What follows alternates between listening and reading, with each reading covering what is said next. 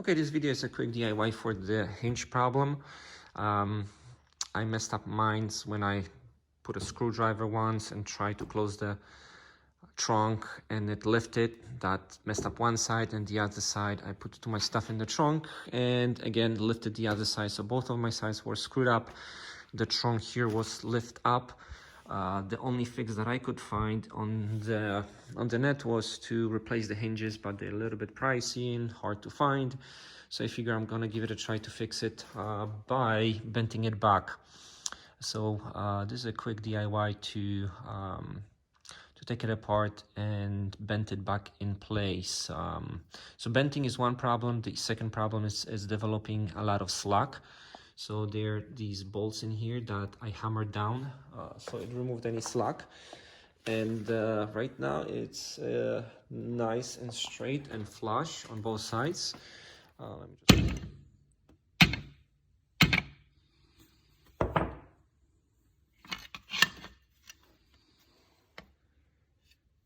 So this is the stop of the back of the hinge, and this is going much lower than it should, and it's raising the front.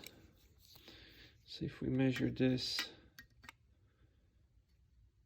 distance, we need to bend it right around here, bend it up, so the front of the trunk will be something more like this. And this is the area right there that is usually the weakest, and that's where it bends. So all we have to do is to bend it the other way. We just have to bend the hinge this way, and I'll put it in the vise now. Alright, put it in the vise, and I want to be as far as possible in the hinge over here, but I want to be in this area. So there is this bend right here, and I want to be in the vise about to this height, and I'll be pushing it this way. So it bends pretty easily once you apply some force. And I can't hold the phone and push on this, so I'll be back. After applying some force, you'll see here some paint peeling, but that's because it got bent in place. And right now when we close it,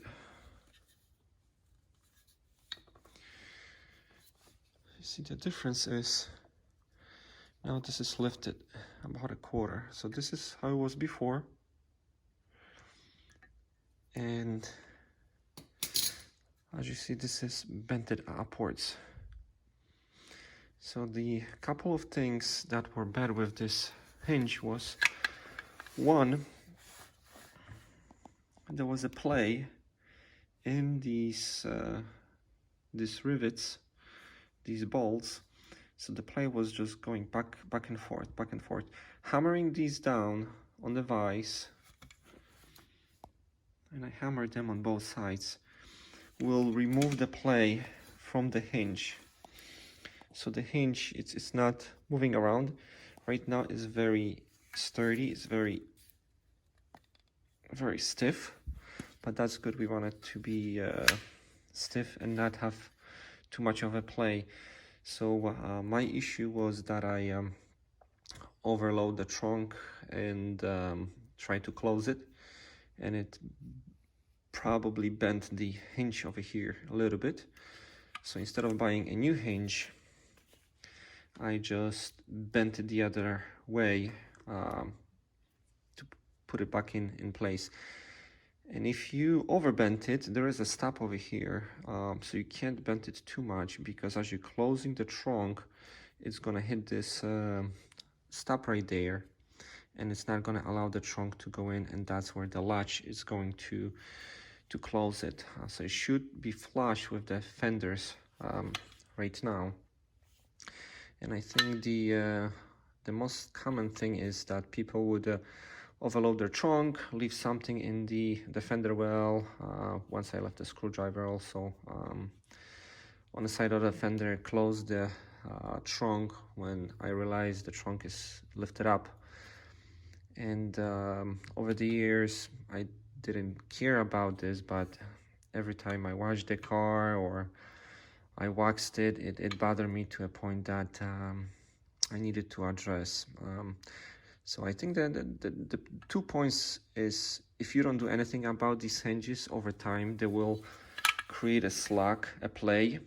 And if you close your trunk correctly, I don't think there would be any issues with it, but a play will develop over here and the trunk will start to lift up. The second case is where you would most likely overload the trunk, leave somewhere in the